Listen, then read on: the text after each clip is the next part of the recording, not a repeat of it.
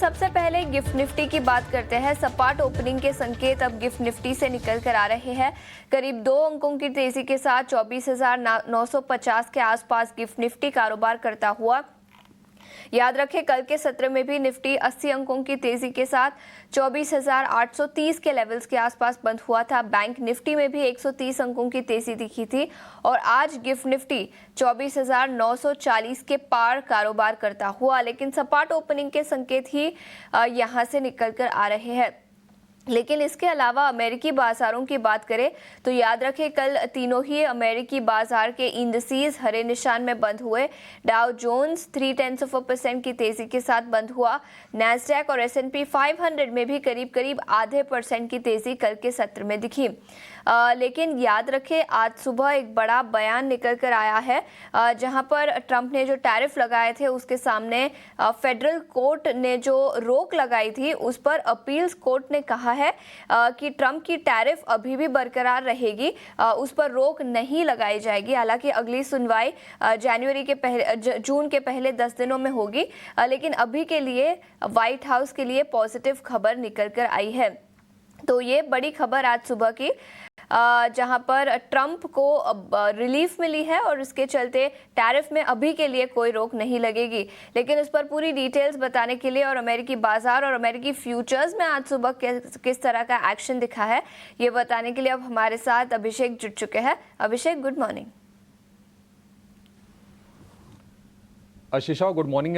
Tariff को लेकर America में काफ़ी दिलचस्प ड्रामा चल रहा है। कल खबर ये आई कि वहाँ पर जो निचली अदालत है, जो ट्रेड कोर्ट है, उसने रोक लगा दी थी टैरिफ पर। दरअसल कुछ छोटी छोटी कंपनियां अमेरिका में ग्रुप्स हैं, उनकी मुकदमे पर सुनवाई करते हुए ये फैसला दिया था। उसके तुरंत बाद ट्रंप प्रशासन ने रिएक्ट किया, उस फैसले को चुनौती दी और अब अपील कोर्ट जो है वहां से ये फैसला आ गया है कि फिलहाल एक पॉज लगा दिया गया है निचली अदालत के फैसले पर। तो ये ड्रामा चल रहा है और इसके चलते हम देख रहे हैं कि अमेरिका ही नहीं बल्कि दुनिया भर के बाजारों में अनिश्चितता फिर से बढ़ गई है। ट्रंप ने ये कहा है कि जो निचली अदालत का जो फैसला था काफ़ी गलत था, काफ़ी राजनीति से प्रभावित था और अब उस पर रोक भी लग गई है उस अदालत के फैसले पर, यानी कि जो डिसीजन दिया था टैरिफ को खारिज करने का वो पॉज हो गया है। इस मामले में जो खबर आ रही है कि अगली जो सुनवाई होगी वो 5 जून को होगी और 9 जून को होगी, जब ट्रंप प्रशासन अपना इस पर पक्ष रखेगा। देखते हैं क्या कुछ होता है, लेकिन तब तक के लिए थोड़ा अनिश्चितता का वातावरण फिर से पैदा हो गया ग्लोबल बाजारों में। और कल ये अनिश्चितता ट्रेड को लेकर, टैरिफ को लेकर हमने अमेरिकी बाजारों पर हावी होते हुए देखी। कल तीनों के तीनों हेडलाइन इंडेक्स हालांकि हरे निशान में बंद जरूर हुए हैं, लेकिन अगर आप डाउ को देखेंगे तो निचले स्तर से करीब 400 अंकों के आसपास से रिकवरी रही। नेस्डे को देखेंगे ऊपरी स्तरों से 200 अंकों के दबाव के साथ ये इंडेक्स बंद हुआ है। आज अगर आप फ्यूचर्स देखेंगे तो लाल निशान में आपको तीनों की तीनों S&P 500 फ्यूचर, नेस्डेक फ्यूचर, डाउ फ्यूचर, ये तीनों लाल निशान में कारोबार करते हुए दिखेंगे। तो ये अनिश्चितता निश्चित तौर पर शीशा ग्लोबल बाजारों में बढ़ गई है और मे भी अब ये पूरा जून या फिर शायद जुलाई तक जाकर, जब ये रेसिप्रोकल टैरिफ की जो मोहलत दी थी, अब इसमें क्या होगा ये चीजें बहुत ही अनक्लियर सी हैं, कोई कयास लगाना भी मुश्किल है। डोनाल्ड ट्रंप के ट्रेड एडवाइजर हैं पीटर नोवारो ने यह कहा है कि अगर हम हारते भी हैं तो हम दूसरा रास्ता अख्तियार करेंगे। कल हम इस चीज की आशंका जता रहे थे कि ट्रंप इतने अड़ियल हैं, अपने फैसले जो लिए हैं उस पर अडिग रहते भी हैं और अगर ऐसा कुछ हुआ है तो फिर ये मतलब एक तरह से पर्सनल लेकर कुछ न कुछ खुराफात तो करने की कोशिश करेंगे। और पीटर नोवारो ने यह संकेत दे भी दिया है कि नहीं, कोई दूसरा रास्ता तो वो अपनाएंगे। तो मामला फिर से थोड़ा पेचीदा भी हो रहा है, थोड़ा कंफ्यूजिंग भी हो रहा है यहाँ से निश्चित तौर पर। बहरहाल अमेरिका के अगर हम सेशन की बात करें तो एक शेयर में कल हमने तेज गिरावट देखी और वो है रिटेल कंपनी गैप। 14% के आसपास की क्रैक आई शेयर में और उसकी वजह ये रही कि गैप ने जो आउटलुक दिया है आगे के लिए वो थोड़ा सा वीकर देन एक्सपेक्टेड है, वो उसके चलते प्रेशर बना है। आज वहां पर पीसी यानी कि पर्सनल कंजम्पशन एक्सपेंडिचर के आंकड़े आएंगे, ये थोड़े से क्रूशियल आंकड़े हैं। इसको फेड भी बड़े कीनली वॉच कर रहा होगा और अगले महीने फेड की बैठक होने वाली है। हालांकि दौरों में किसी बदलाव की उम्मीद तो नहीं है, लेकिन देखते हैं कि किस तरह के आंकड़े निकल के आते हैं।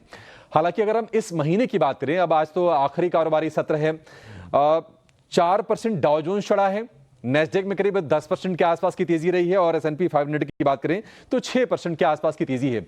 लेकिन अब ये टैरिफ को लेकर जो अनिश्चितता है उससे दुनिया भर के बाजार परेशान हो रहे हैं। आप देखिए फिलहाल जापान का बाजार निकेई करीब करीब 550 अंक नीचे कारोबार कर रहा है। हैंगसेंग जिसको कि हम बहुत ही क्लोजली ट्रैक करते हैं, हैंगसेंग में करीब 1.25% के आसपास की, करीब 350 अंकों के आसपास की गिरावट है। और चीन के बाजार भी आज गिरावट के साथ ही कारोबार करते हुए आपको दिखेंगे। अन्य संकेतों की बात करें तो अब ये टैरिफ को लेकर जो अनिश्चितता है उससे कहीं न कहीं ग्लोबल डिमांड घटने की भी आशंका है। तो क्रूड में थोड़ी सी नरमी आई है, भाव जो है $64 के नीचे आकर कारोबार कर रहे हैं और सोना एक रेंज में है, $3300 के आसपास सोने का भाव है। अन्य अगर हम संकेतों की बात करें, बॉन्ड यील्ड 4.42% है और डॉलर इंडेक्स की बात करें तो 99 के ऊपर ये बना हुआ है, इसमें कोई बदलाव नहीं है। तो ज्यादा कुछ इन आंकड़ों में तो चेंजेस नहीं है। एक आंकड़ा जरूर अच्छा है और वो है FIs की बाइंग का। लगातार 5 सत्र में बाइंग आई है, आंकड़ों में तो वो दिख रहा है बाइंग, लेकिन मतलब ऐसा कोई कॉन्फिडेंस शो नहीं कर रहा है। आपको 5 सत्र हरा निशान स्क्रीन पर दिख जाएगा, लेकिन बहुत ही छोटे छोटे क्वांटम में बाइंग हो रही है। बीच में 4-4.5 हजार करोड़ रुपए के आसपास की बाइंग आई थी, लेकिन वो प्योरली ब्लॉक डील के चलते आई थी। हमने 3 ब्लॉक डील देखी हैं। एयरटेल की ब्लॉक डील आई, इसके अलावा हमने देखा कि इंडिगो की ब्लॉक डील आई, उसके बाद ITC की भी ब्लॉक डील कुछ दिनों पहले आई थी। तो इसके चलते थोड़ी सी ना वो FIs के आंकड़ों में आपको कई बार लगेगा कि कोई बड़ा आंकड़ा आ गया, लेकिन उसका असर अलग है वो। लेकिन आज ओवरऑल जो संकेत हैं वो आप ये कह सकते हैं कि मिक्स्ड हैं, थोड़े से वीकर साइड पर ही संकेत हैं और ये कंफ्यूजन की स्थिति क्रिएट हो गई है अमेरिका में फिर से, और कम से कम अगले हफ्ते भर तक ये कंफ्यूजन शायद आगे जारी भी रहेगा। जब तक आगे की प्रोसीडिंग्स नहीं आती, अगली सुनवाई नहीं होती, तब तक शायद ये अनसर्टेनिटी रहेगी और इसके चलते ग्लोबल मार्केट्स में भी काफ़ी वॉलेटिलिटी नजर आएगी। अभिषेक, शुक्रिया पूरी डिटेल्स के साथ हमारे साथ जुड़ने के लिए। लेकिन FIIs और DIIs के आंकड़ों पर भी एक बार नजर डाल लेते हैं। DIIs ने कल के सत्र में करीब 880 करोड़ के शेयर्स खरीदे, वही FIIs ने करीब 880 करोड़ के शेयर्स खरीदे, वही DIIs ने भी करीब 4300 करोड़ की खरीदारी कैश मार्केट में कल के सत्र में भारतीय बाजारों में की। इंडेक्स फ्यूचर्स में करीब 2800 करोड़ की बिकवाली दिखी, इंडेक्स ऑप्शंस में करीब 1780 करोड़ की खरीदारी दिखी। स्टॉक फ्यूचर्स और स्टॉक ऑप्शंस की बात करें तो स्टॉक फ्यूचर्स में 1860 करोड़ की बिकवाली, वही स्टॉक ऑप्शंस में करीब 350 करोड़ की बिकवाली कल के सत्र में दिखी थी। तो ये FNO सेटअप कल के सत्र में किस तरह का नजर आया, ये हमने आपके सामने रखा। इसके अलावा FNO बैन की बात करें तो कोई भी स्टॉक आज FNO बैन में नहीं रहेगा, तो ये एक अच्छी खबर है। कल भी कोई भी स्टॉक FNO बैन में नहीं था, लेकिन उसके पहले कई सारे स्टॉक्स FNO बैन में थे, सभी को अब हटा दिए गए हैं। गिफ्ट निफ्टी से सपाट ओपनिंग के संकेत, लेकिन ऐसे में किस तरह की रणनीति बनानी चाहिए, ये बताने के लिए अब हमारे साथ 5 पैसा कैपिटल के सचिन गुप्ता जुड़ चुके हैं। सचिन जी, बहुत बहुत शुक्रिया समय निकालकर आज हमारे साथ ET नाउ स्वदेश पर जुड़ने के लिए। सपाट ओपनिंग के संकेत, कल तेजी के साथ भारतीय बाजार हल्की सी तेजी के साथ बंद होते हुए नजर आए थे, लेकिन इंडेक्स लेवल पर निफ्टी और बैंक निफ्टी पर अब आपकी रणनीति किस तरह की होगी ट्रेडिंग के लिहाज से? Very good morning. Well, index wise अगर हम देखें तो अभी भी एक टाइट रेंज जो है वो बनी हुई है। ऑन दी हायर साइड में 25,000 एक मेजर रेजिस्टेंस जो निफ्टी के लिए काम करता हुआ नजर आ रहा है। वाइल लोअर साइड में अगर हम देखें तो सपोर्ट्स करीब 24,800 24,700 के आसपास में ये इमीडिएट सपोर्ट्स जो है वो नजर आ रहे हैं। वाइल अगर हम देखें तो क्रूशियल सपोर्ट अभी भी 24,500 के आसपास में इंटैक्ट है। मुझे लगता है यही एक मेजर रेंज में जो है कुछ टाइम के लिए इंडेक्स स्पेसिफिकली निफ्टी जो है वो मूव कंटिन्यू करना चाहिए। एंड बैंक निफ्टी में अगर हम बात करें तो बैंक निफ्टी में भी 55,000 का साइकोलॉजिकल का एक अच्छा सपोर्ट लेवल बना हुआ है एंड अराउंड दैट लेवल से अगेन हम एक पुल बैक मूव जो है वो आते हुए देख रहे हैं। तो जब तक मुझे लगता है 55,000 के सपोर्ट्स इंटैक्ट है बैंक निफ्टी में, बायस पॉजिटिव साइड के रखने चाहिए। ऑन दी हायर साइड में 55,650 एक इंपॉर्टेंट लेवल है जो कि अभी के लिए एक इमीडिएट रेजिस्टेंस बना हुआ है। मुझे लगता है वो लेवल जैसे ब्रेक होते हैं अपसाइड पोटेंशियल टारगेट करीब 56,300 500 तक के लिए देखने को मिल सकते हैं। तो यहाँ पर बाय ऑन डिप्स की स्ट्रेटेजी कंटिन्यू की जा सकती है जब तक सपोर्ट इंटैक्ट है। ओवरऑल बाय ऑन डिप्स की स्ट्रेटेजी के साथ में इंडेक्स में काम किया जा सकता है। वेल, इसके अलावा स्टॉक स्पेसिफिक एक्शन मार्केट के अंदर कंटिन्यूसली बना हुआ है। प्रायर डे पे भी हमने देखा स्टॉक स्पेसिफिक मूव अच्छा था एंड उसके चलते कुछ स्टॉक्स पर जो है वो फोकस रखना चाहिए। तो यहाँ पर मेरी जो नजर है वो पहला स्टॉक मैं रिकमेंड करूंगा मोतीलाल ओसवाल। एक अच्छा लोअर साइड से अगर हम देखें तो एक अच्छी स्ट्रेंथ कंटिन्यू करता हुआ स्टॉक नजर आ रहा है। Overall higher highs higher lows formations में स्टॉक मूव कर रहा है। साथ ही साथ में वॉल्यूम्स पर अगर हम फोकस करें तो वॉल्यूम्स पिछले 4 से 5 ट्रेडिंग सेशन से स्टॉक के अंदर बढ़ते हुए नजर आए। तो यहाँ पे एक अच्छी बाइंग मुझे लगता है यहाँ पर जो है वो कंटिन्यू हो सकती है। सो मोतीलाल ओसवाल में बाय करने की सलाह रहेगी।